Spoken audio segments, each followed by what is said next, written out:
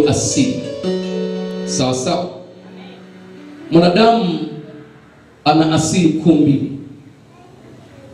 Asili ya kwanza ni ule utu wa nje, na asili ya pili ni ule utu wa ndani. Human being, he has two nature.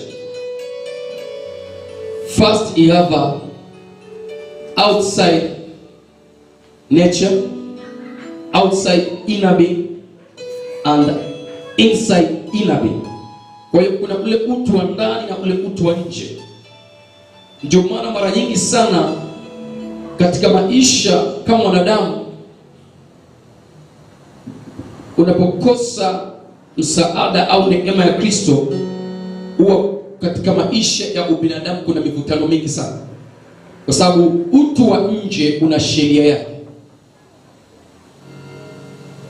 na utu wa ndani una sheria yake.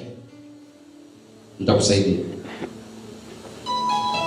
Outside nature, it has its own law, and inside nature of inner being, he has his own law.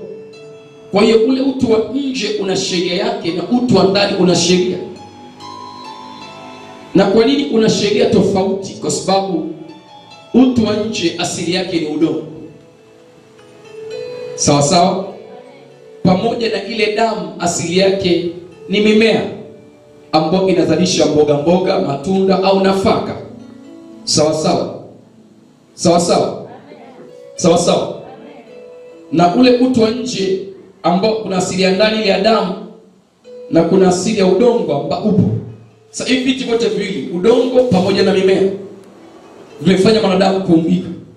Ndio maana katika utu wa nje kuna sheria, kwa sababu mwili wa nje una asili yake. Sheria ni utaratibu, kwamba huu utu wa nje unapenda kufuata mambo fulani, na yale mambo yanafanana na nini? Na ile asili yake.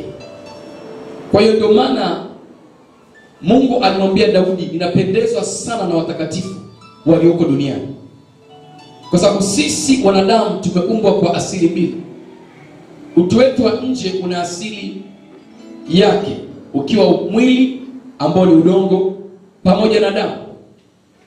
Alafu kuna roho ile ambayo imeingia utu wa pili, kwa sababu roho ni mtu, lakini huyu mtu asili yake ni wa mbinguni, na roho isingeweza kuja kuishi hapa na utu wake tungeiona, kwa sababu kwa asili ule mwili wa kimbingu ukishuka nao hapa duniani mtu hawezi kuona, sawa sawa, sababu ni utu wa roho. It's a spiritual being body. You cannot see that body with your own eyes, physical eyes. Ndio maana roho ilibidi iumbiwe utu wa duniani ili iingie katika utu wa duniani ili iweze kufanya kazi, sawa sawa. Sababu ya Mungu kuiweka roho yako ndani ya utu wako wa kibinadamu, ilikuwa Mungu alitamani ayafanye mapenzi yake kupitia utu wako. Kwa hiyo mwili wako haujaumbwa kwa sababu ya mambo yaliyo kinyume na sheria ya roho na sheria ile ya mwili mzuri. Uliumbwa sawa na sheria za Mungu. Sasa kuna utu wa kwanza, utu wa nje na utu wa pili. Sasa leo nitakueleza kidogo hizi sheria kidogo, alafu kipengele cha pili cha kudhibiti tutafanya maombezi, kwa sababu ili somo linaendana na ukombozi sahihi. Amen. Jana nilikuwa na watu kwenye ofisi wawili, tuliingia hili somo. Amen. Na moto wake uliowaka pale ofisini, nikasema Mungu Baba, tungepiga darasa kwenye madhabahu, kwenye kumbi, sawa sawa. Yaani meza zangu zingevunjika, na mzee mkuu angeniambia, sasa wewe mzee, nishakwambia kwa ofisini ni ushauri tu, sio deliverance. Haleluya. Amen. Haleluya. Bwana Yesu asifiwe. Kwa sababu mzee mkuu ndio anasimamia mambo ya ofisi pale. Haleluya. Na akaniambia ofisi ni ushauri tu, sio deliverance. Kwa hiyo tuliingia somo na kwenda, lakini kwanza maombezi kushughulikia ile asili ya damu na ule mwili wenyewe. Kwa sababu unaposhughulikia damu lazima ushughulikie na nini? Na mwili, kwa sababu mwili ndio unayewajibika kwenye ile asili. Sababu ile asili ile ndani ya damu haiwezi fanya kazi pasipo mwili. Naongea na mtu. Amen. Naongea na mtu. Amen. Kwa hiyo huu mwili unatumiwa na asili ya damu na huu mwili pia unatumiwa na asili ya roho. Sasa maana kuna wakati mwili unakuwa na mvutano. Roho inataka itumie mwili. Damu yako, asili yako hii inataka itumie nini? Mwili. Unakuta kuna nini? Mivutano. Sawa sawa. Sawa sawa. Sawa sawa. Sawa sawa. Na sasa utajifunza jinsi gani sasa ya kujua sheria ya mwili na kuidhibiti ile sheria. Na kujua sheria ya mwili na damu na kuidhibiti na sheria ya roho. Bwana Yesu asifiwe. Fungua na kitabu cha Wakorintho. Wakorintho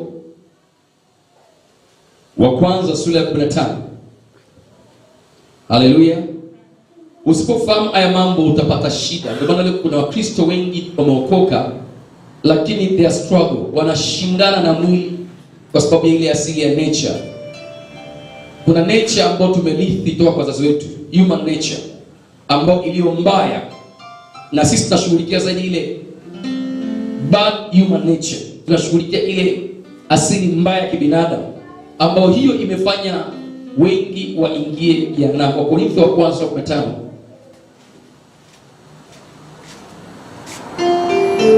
Tukianzia kule mstari wa 7. 1 Corinthians chapter 15 from verse 47. Wakorintho wa kwanza sura ile ya 15 kuanzia mstari wa 17 inasema, mtu wa kwanza atoka katika nchi ni wa udongo. Sababu ili dongo ndio limehifadhi damu ndani. Mtu wa pili atoka wapi? Mbinguni. Kwa hiyo kuna utu aina ngapi? Kuna utu wa kwanza ni wa udongo. Nimekwambia mwanadamu ni neno linalotokana na lugha ya Kiebrania Adama. Neno Adama in Hebrew, Adama, which means kwamba ni utu wenye asili ya udongo mwekundu. Adama is a body which having nature of the red soil. Ni ile asili ya udongo mwekundu. Lakini katika udongo mwekundu ndani yake kuna mgawanyo. Sababu Mungu alipofinyanga udongo mwekundu pia alichuja ile rangi ya wekundu katika maji na kuifanya kitu kinaitwa nini? Damu. Sema damu. Sababu damu ni nyekundu, iwe damu ya Mchina, iwe damu ya Mzungu, iwe damu ya Mwarabu, iwe damu ya Mwafrika.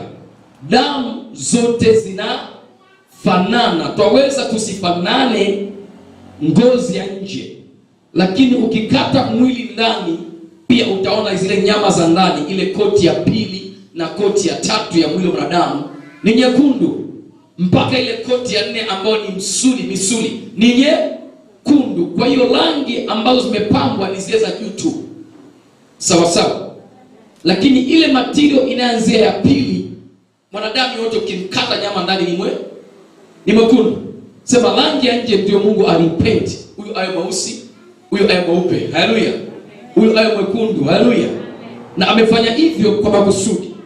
Lakini ile nyama ya ndani kama na damu inafanana. Na asili ya damu ya kila damu inafanana. Tunaweza tukawa magroup tofauti ya damu. Sawa sawa? Lakini asili ya damu ni moja. Tofauti nini? Magroup. Sawa sawa? Sasa hapo anasema mtu wa kwanza asili yake ndio dunia. Mungu ametumia material ya udongo kumfinyanga mwanadamu. Sawa sawa? Lakini mtu wa pili asili yake ni wapi? Wa mbinguni. Nazungumzia roho. Sema roho. Sema roho. Sema roho. Sema roho. Sema roho. Haleluya. Kwenda kuangalisha mahali hapa, utu wa mwili wa nje huwa hauna eternity. Our outside inner being, it has not what eternity. Kwamba utu wetu wa nje hauna umilele. Although beginning Mungu atamani utu wa nje uwe na umilele. yaani usife. Unaposikia neno umilele, eternity, maana ni kitu ambacho hakifi. Kwa hiyo utu wetu wa nje unakufa. Kitu cha eternity maana yake akiharibiki, utu wetu wa nje unaharibika. Kitu cha eternity akipati magonjwa, utu wetu wa nje unapata magonjwa. Sawa sawa? Kwa hiyo utu wetu wa rohoni huwa haupati magonjwa. Sawa sawa? Wala hauharibiki wala haufi. Sema tu utu wetu wa ndani unachafuliwa. Sema unachafuliwa. Utu wa ndani, your spiritual being can be defiled. Cannot die. It cannot die, your spiritual being. Neither get diseases, physical diseases. Sawa sawa? Although unaweza kuwa na magonjwa ya rohoni, lakini si magonjwa ya mwilini. Sawa sawa? Sawa sawa? Sawa sawa? Lakini utu wa rohoni huwa haufi wala haugui kwa yale magonjwa ya asili ya kidunia. Sawa sawa? Sawa sawa? Sawa sawa? Wala utu wetu wa rohoni hauharibiki, unateswa. Sawa sawa? Utu wa rohoni hauharibiki, unateswa. Kama ulikufa na dhambi, roho yako ikirudia Mungu itateswa. Ndio maana Yesu kuna mambo mengi aliyazungumza kuwasaidia watu. Leo nitakusaidia kwa vipengele fulani, naelewa. Kwa hiyo tumeumbwa kwa utu aina ngapi? 2. Kila utu una sheria yake. Wale maliza kusoma.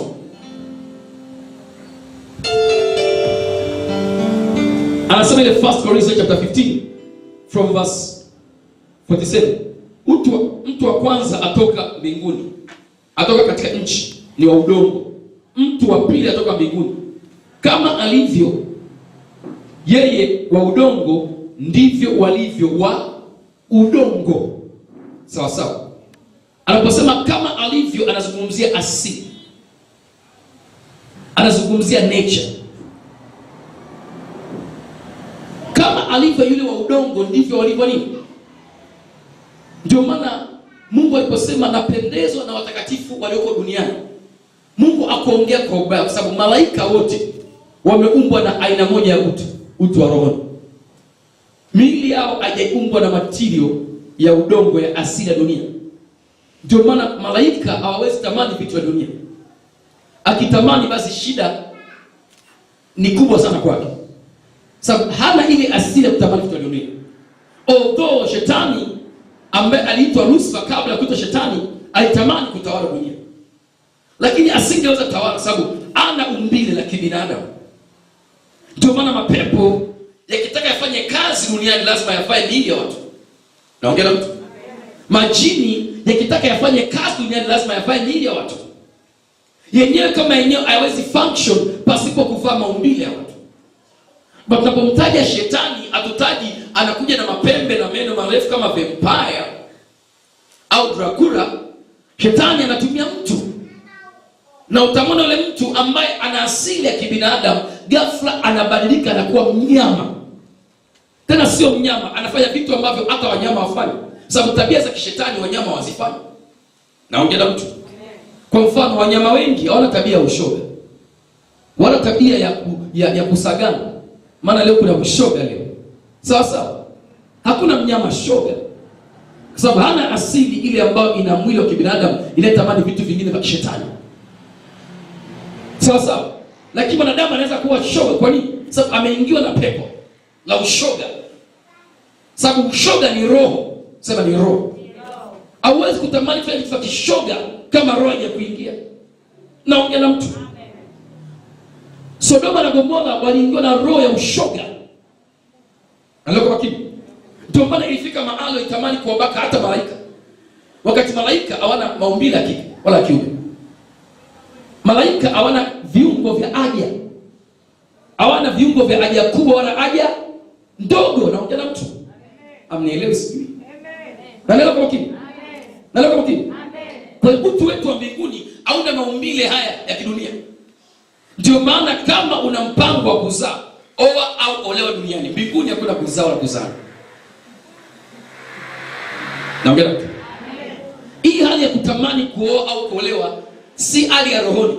Roho kwa asili inatamani kuolewa, inatamani kuolewa na Yesu. Roho kwa asili inatamani mapenzi ya kimwili, inatamani mapenzi ya rohoni. Naongea kama naongea mtu.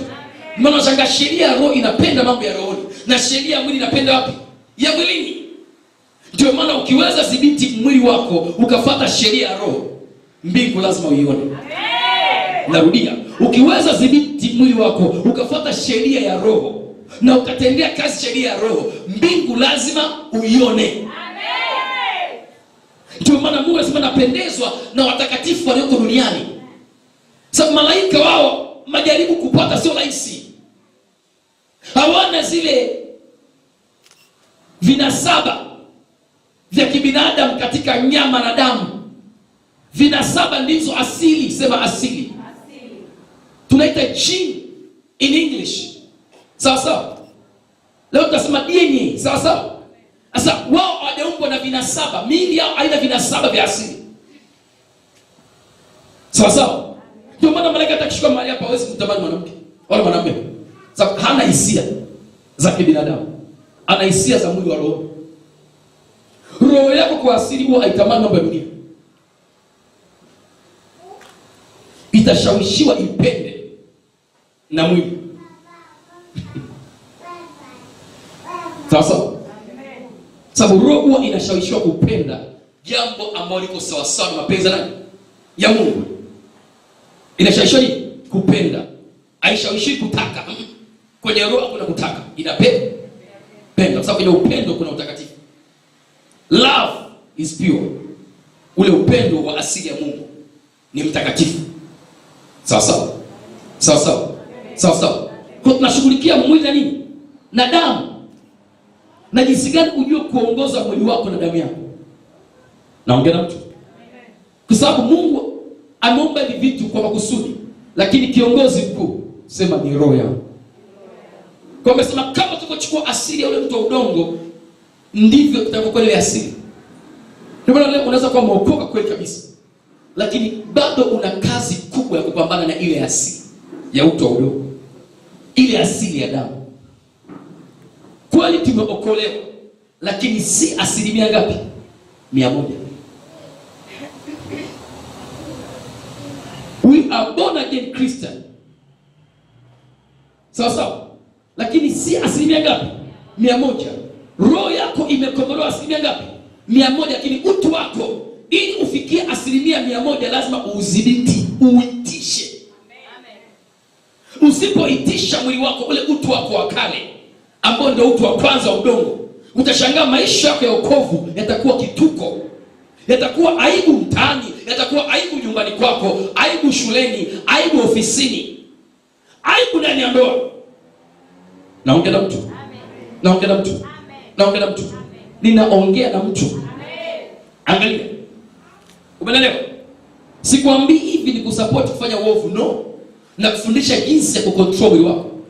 Yesu aliambiwa wanafunzi wake, kitabu cha Yohana sura ya 6:63. Akamwambia roho ndio itiayo uzima, mwili haufai kitu. Maana yake mwili hauna faida ukiufuata. Faida ya mwili ipo inapoongozwa mwili na roho. Sawa sawa. Maana yake ni nini? Kuna baadhi ya sheria za asili za mwili inabidi ziitishwe chini ya sheria ya roho. Nitakusaidia. Nisikize mtu wa Mungu. Maandiko yanasema sote tulifanya dhambi na kupungukiwa na nini? Na utukufu wa Mungu. Ule utukufu ambao Mungu alituvika katika mwili kama vazi ulipotea katika mwili. Na roho nayo ikapoteza nguvu ya utukufu. Sawa sawa. Lakini bado stili akuondoa utukufu wote. Ndio maana hata mpagani anaposhawishiwa katika ile asili ya damu na asili ya utu wa mwili, pamoja nafsi imekubaliana, akili zimekubaliana, sababu hawa wanne wanakubaliana: damu, mwili, nafsi na akili. Hawa jamaa waga, ndio maana mara nyingi wanamzidia roho. Sawa sawa. Sababu nature kithiology, nafsi ina uwezo kutoka ndani yako ikaenda mpaka Marekani, ikazuru Marekani, ukaingia mpaka Ikulu, ukamsalimia Trump na ukarudi kwenye nafsi. Kwa nafsi na tabia ya kurumi, ya tabia ya kumove, kutembea. Mbona unaweza umekaa hapa ukaanza kuwaza Dar es Salaam, ghafla ukaingia Dar es Salaam ndani ya sekunde. Uongo kweli? Sawa sawa. Sawa sawa. pale kutembea pale sio roho, ni nafsi. Na wakati nafsi inatembea lazima itumie pia na akili. Akili ione, itafakari. Haleluya. Na mwili lazima ufike kule. Sawa sawa. Pamoja na macho yake uone vitu. Kwa unawaza Dar es Salaam, umeingia Dar es Salaam. Sababu hiyo ni tabia ya nafsi. Sawa sawa. Na inaweza kuchukua mambo ya Dar es Salaam ikakuletea wapi? Ndani ya roho yako, ndani ya mwili wako. Pressure ikaanza kuwaka, natamani ndio Dar es Salaam. Lakini haujatamani kwenda Dar es Salaam mpaka usafiri na nafsi. Sawa sawa. Ndio maana mara nyingi mambo ya nje sio rahisi kumdhuru mtu, bali mambo yale ambayo yameingizwa wapi? Ndani. Kuna watu leo hapa ni wa Kishumundu, wengine wa Kibosho, wengine wa Marangu, wengine wa pale kule Mwanga Same wapi. Unakuta ule uasili, usame mwanga ule. Ukishumundu auishi. Sababu ule ukishumundu si kwamba uko katika mazingira ya mipaka ya baadhi ya kijiji cha Kishumundu. Ukishumundu unemzuru mtu ni ule ambaye umeingia wapi? Ndani ya damu. Kuna mtu hata umpeleke China ataishi Kishumundu. Atasalimia Kishumundu. Atakula Kishumundu. Atataka mtoli China wakati mtoli hakuna China. Atataka kiburu China. Atataka makande yenye parachichi China. Makande ya parachichi kuanzia Mwanga mpaka Hedaru. Sawa sawa. China hakuna makande na parachichi. Utakula chula, utakula nyoka, utakula konokono. Sasa kuna vitu vinatesa hata katika hali ya vyakula. Unakuta chakula hiki sikipendi. Shida sio chakula, ni ile asili. Sema asili. Asili inabebaga mazoea. Sema mazoea. Sawa sawa. Always nature carrying what? Habit. Unakuwa na mazoea ya kula vyakula vya aina fulani, kuongea maneno ya namna fulani, kutenda maneno ya namna fulani. Kwa katika asili pia kuna mazoea. Na asili haiwezi kuwa asili kama haijazoeshwa. Naongea na mtu. Ndio maana hata mtoto ana uwezo wa kukana asili yake. Wakati amekuwa mtu mzima, anajua kabisa hili ni jema na baya, sababu uwezo wa discernment, spirit of discernment, it enable you to uwe na uwezo wa kujua jema mabaya na kufuata mema na kufuata au kufuata nini? Mabaya. Yaani uwezo kupambanua na kuweza wewe kuamua. Sababu uwezi amua jambo kama haujapambanua. Kupambanua maana yake kwanza kujua hili ndio unifanya ni jema au si jema. Asa mtu anapoendelea kukua, nafsi yake inakuwa, akili yake inakuwa, mwili unakuwa, damu inakuwa, na dhamiri. Sema conscience. Sema dhamiri. Dhamiri inakuwa. Sababu dhamiri inakuwa kulingana na umri. Sasa na dhamiri ndio anayefanya kazi na nani? Na roho. Sema na roho. Anafanya kazi na nani? Na nafsi. Sema nafsi. Anafanya na nani? Na akili. Sema akili. Sawa sawa. Sasa unapokuwa mtu mzima, maana yake unakuwa na uwezo wa kuamua. Sababu kwanza akili yako imepevuka, umekomaa, you are mature. Unajua hii ni haki, hii ni dhambi. Hii linafaa hili. Na mwanadamu kwa asili ndani ya dhamiri, ndani ya conscience, Mungu aliweka sheria ya utu wa rohoni na sheria ya utu wa nje iliweza kuongozwa kwayo. Sawa sawa. Kwa sheria ya utu wa rohoni ilikuwa na nini? Ya dhamiri. Naongea na mtu. Na sheria ya utu wa mwilini iliwekwa na nini? Ya damu. Sema damu. Sema damu. Sema damu. Sema damu. Sema damu. Sema damu. Although hii damu inatumia nafsi pamoja na akili kufanya kazi. Sawa sawa. Sababu ule ushawishi wa damu lazima nafsi iwepo. Sawa sawa. Ndio maana naturally ubongo wako una sehemu kuu tatu. Upande wa juu ni roho. Sema upande wa, sema roho. Sema sheria. Sema sheria. Hapa juu ni sheria. Sawa sawa. Upande wa hapa kisogoni, sema pressure. Hii ni upande wa nafsi. Sema nafsi. Yaani sema matamanio. Sema matamanio. Matamanio.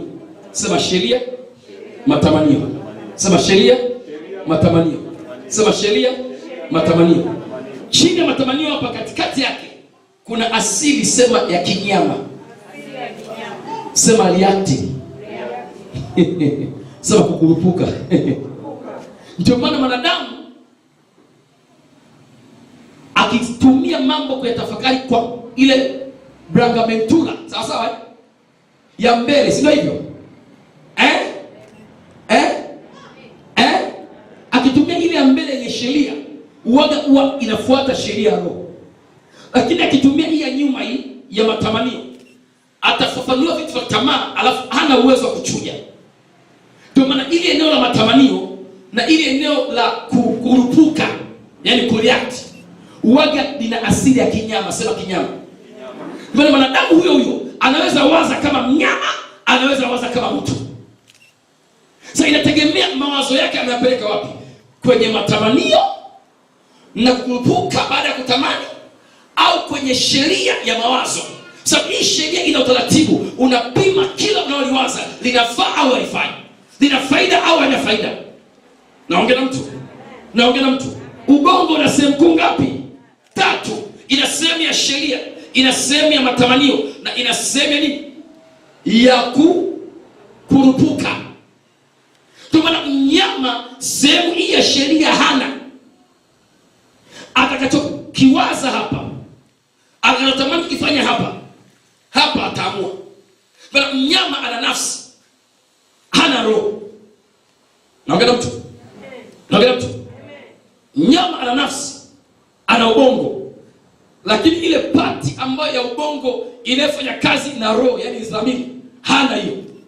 Ndio maana wanyama huwa wana react. Wao wakipanda hasira na kurupuka na narua, ana ule ubongo wa mbele wenye sheria kufikiri, nikimnanua mtu wa watu kuna polisi watanifunga. Haleluya. Sawa. Ndio maana jambo lolote unaolitenda bila kufikiri, maana yake umetumia ubongo wa matamanio, ubongo wa desire. Na baada ya kudesire ile jambo, hujapeleka lipimo ubongo wa mbele, umelipeleka wapi? Kwenye kukurupuka. Yani tayari pale kwenye kukurupuka panaitwa kwenye msisimuko. Sema msisimuko. Kwa hiyo umelitamani jambo, ukaliingiza kwa nini? Wa msisimuko. Ulipoingiza tu likasisimua mwili mzima, ukafanya kitu cha ajabu. Sema sheria, matamanio, msisimuko. Sasa mnyama ana matamanio na msisimuko. Unajua msisimuko unaweza kusimuka kama mawazo mabaya. Sasa tumeangalia movie moja na kesho tutakuja kwa nimetokea mjini, nikafika nyumbani, nimekaa angalia movie moja kidogo. Dakika chache kwa naangalia ya Nigeria, ya nchi fulani kule West Africa. Mwanamke mmoja alimvamia mkeo, hata kumtwanga, nilala alishtuka sababu yani alishtuka kama mke mdai. Akaanza mamake na mapigo. Sasa kwa nini? Ni kitu ambacho kingana na akili. Afu katika kesi huyu mwanamke anampia mkeo kweli. Sasa mtoto alishtuka akamkumbatia mamake kwa haraka. Kwa nini unajua? Sababu cha kwanza alipoangalia picha akutumia bongo zaidi kunyuma na za hapa katikati. Alitumia ya sheria. Sema iwaje ampige mkeo?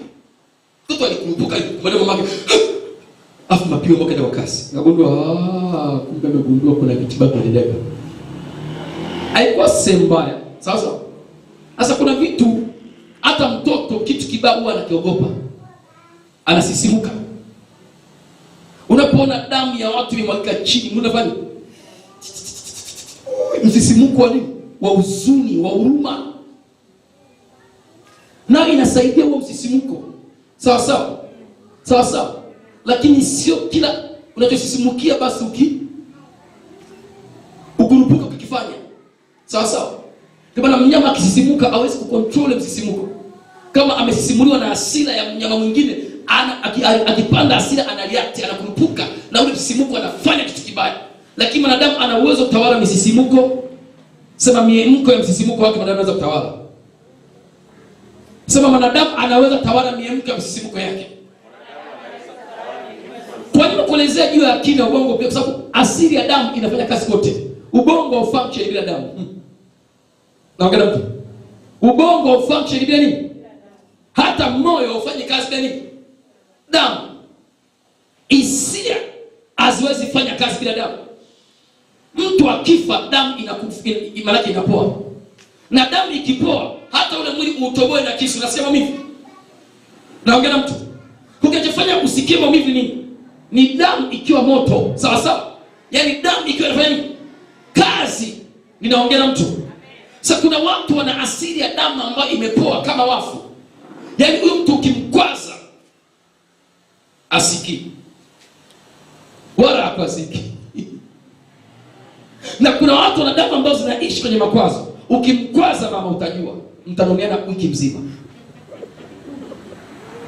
Mama mfanye vivisheni viungo vyenu, maana kuna ile asili ya miemko lazima uiue ili utembee na mapenzi ya Mungu. Vivisheni viungo vyenu vilivyo katika nchi, sema nchi. Yaani kuwa ile asili. Asili ikifa ndani ya damu, ni rahisi kushinda yale mambo yanayoibua kwa asili. Naomba leta Mungu. Hata ndani ya ndoa, Yesu amesema makwazo yanabudi kuja. Yaani makwazo katika asili ya binadamu ni ya kawaida. Lakini ole wake aanzishaye. Sasa. Lakini pia Biblia inasemaje? Wana amani kama nini? Washikao sheria zako. Wala hakuna la kuwa. Unaelewa? Sasa ukiona mlokole amekwazika mpaka ameshindwa toba akafanya dhambi, basi ujue hana sheria ya rohoni ya neno la Mungu. Sababu makwazo yapo. Tuna miili ya asili. Lakini sasa ili ushinde unayekwaza, au ili ushinde kukwaza, na ili ushinde kukwazwa, sawa sawa? Ili ushinde kukwaza na ili ushinde kukwazwa, lazima sheria itawale katika nini? Roho yako na damu yako. Ndio maana wale watu ambao asili zao zimekufa, hata ufanye kitu gani, hata kuangalia tu. Sawa sawa? Sawa sawa? Sema asili ya damu. Sema asili ya damu. Sema asili ya damu. Wana amani kama nyinyi, Zaburi 1:9 ile 165. Washikao sheria yako. Wala hakuna la kuwa. Sasa si kwamba hajakwazwa. Kwazo limekuja, lakini anadhibiti ile kwazo na utu wa rohoni. Sababu utu wa mwilini kukwazika ni nature, ni asili. Wako kweli? Yaani utu wa mwilini kukwazika ni kawa, ni asili. Mlokole na kwazika, mwambie nina utu wa binadamu. Nina damu na nini? Yes. Lakini naweza nikaifanya ili kwazo lidhibitiwe. Sawa sawa? Hata kwazo likija alila kudumu kwa. Tofauti na mpagani akikwazika, amekwa. Akikwazika ame. Hivi naongea na mtu. Naongea na mtu. Kwa nataka niseme sheria kwamba kuna sheria ya utu wa nini? Wa roho na mwili. Utu wa mwili una sheria yake, umeumbwa na material au na material Kiswahili kizuri nafanya Kiswahili. Malighafi ya asili ya udongo ya dunia, malighafi. Ndio maana mara nyingi sana Mungu anasema napendezwa na watakatifu wa duniani. Sababu kweli kuishi utakatifu duniani lazima mbingu ingie.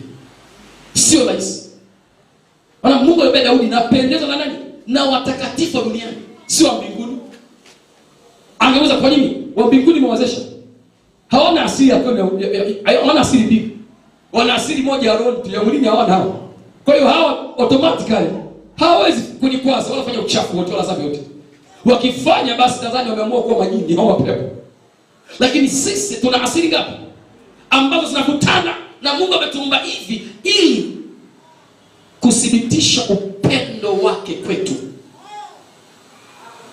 Ndio maana wachungaji sisi hiki kipengele hata Warumi walichukua, Roman Catholic, maana ni kanisa limeanza karne ya 4, miaka 400 baada ya Ukristo wa Kipentekoste wa Yesu umeanza.